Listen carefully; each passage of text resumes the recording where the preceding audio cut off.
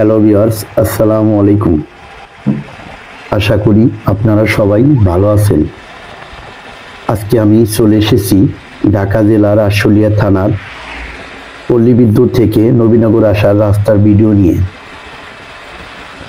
রাস্তার দৃশ্য কত সুন্দর, রাস্তাটা অনেক চওড়া।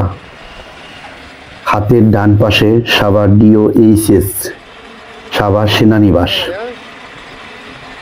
সবগুলো বিল্ডিং সমান হওয়ার কারণে সৌন্দর্য আরো ফুটে উঠেছে। আপনারা এখন যে গাড়িটা দেখলেন, এটা সাভার পরিবহন। চান্দোরা থেকে সদরঘাট পর্যন্ত যাত্রী নামানো ওঠানো করা হয়।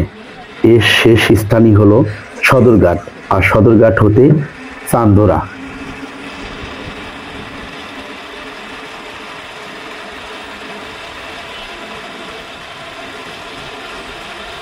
সাভার সেনানিবাসের ভিতরে আছে বাংলাদেশের অন্যতম একটি স্কুল ও কলেজ, যেটাকে সেনা পাবলিক স্কুল ও কলেজ নামে সবাই জানে। রাস্তার মাঝখান দিয়ে শত শত খেজুর গাছ, যা রাস্তাকে আরো সুন্দর করে ফুটিয়ে তুলেছে।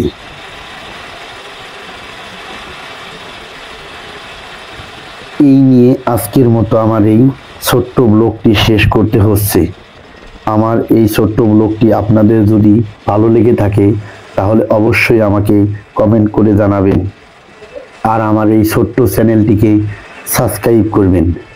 দেখা হবে অন্য কোনো নতুন ভিডিও নিয়ে।